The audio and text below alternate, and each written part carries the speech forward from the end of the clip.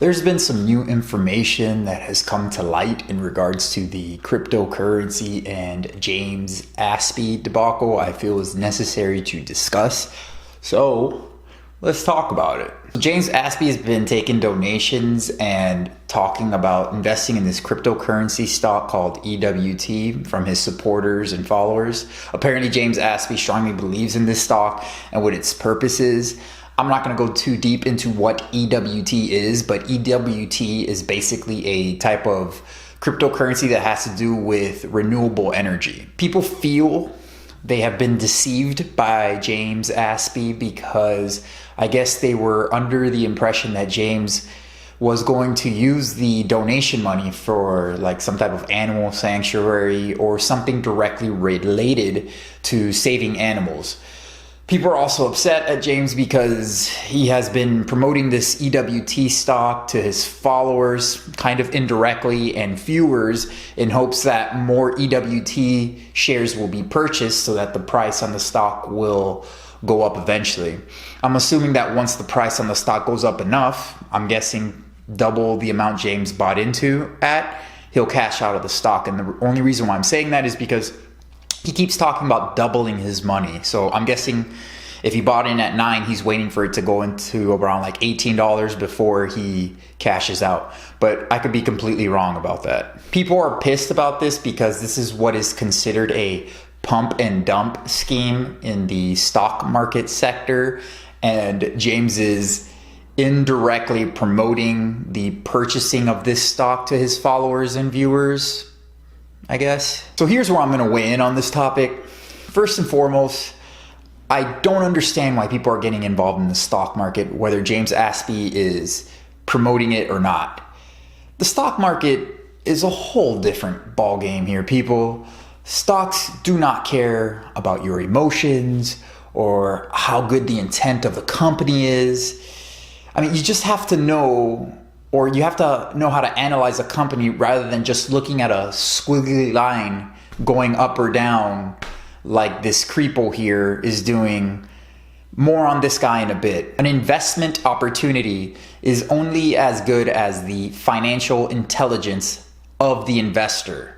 And if you're investing in a stock because some vegan guy on the internet with abs and his wife are talking about it or vaguely kind of promoting it, whatever the hell this guy is doing, it doesn't mean you should buy into the stock. James Aspie himself said it, that he does not understand this shit. Anyway, so Randy's the chart, man. I have no idea what all this stuff means, but Randy's very good at this.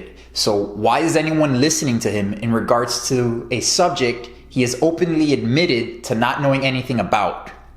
People feel deceived, I guess. If that's the case, I understand, and I hope everyone can learn from this.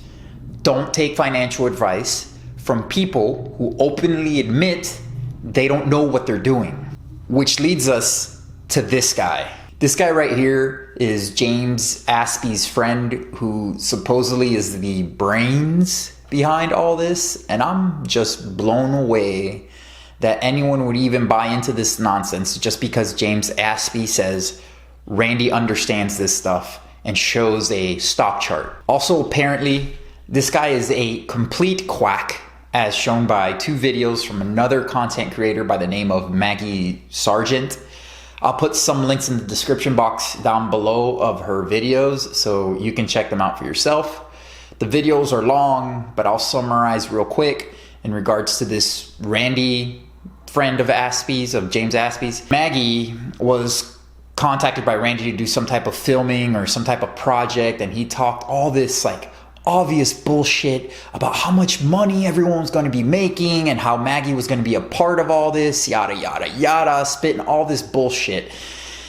Anyways, it looks like Randy sent about like 1 million messages to this woman, almost coercing her, but I wouldn't say it was coercion because it was so obvious how much of a crazy person this Randy dude is. Anyways, she eventually actually fell for his bullshit and she bought a ticket to Panama, where this dude is at, Randy, with her own money, and found out eventually that there really wasn't any type of business plan, and it was just like this giant mess all orchestrated by this wacko Randy. What gets me is how gullible Maggie is. This guy even started like messaging her about like sex stuff. So we're just chatting. He says, I miss sex. And then he starts like kind of sharing too much. Then we're just talking. He says, everyone went to bed and I have a crazy sex drive going to waste.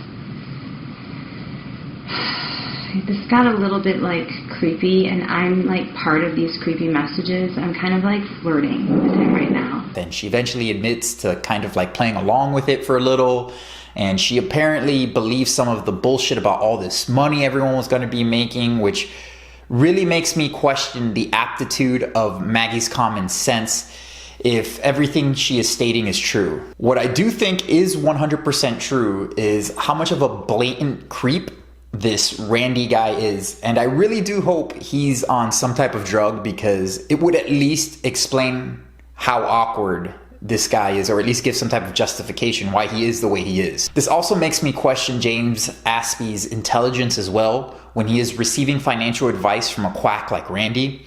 Again, James can do whatever the hell he wants.